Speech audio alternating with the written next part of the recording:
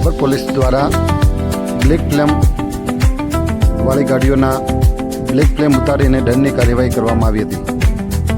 જ્યારે two wheel બાઇકોને number plate ન લગાવતા તેમના સામે કડક કાર્યવાહી કરવામાં આવી હતી. બાબર પોલીસ સ્ટાફ અને ટ્રાફિક પોલીસ દ્વારા કડક કાર્યવાહી કરવામાં આવી હતી.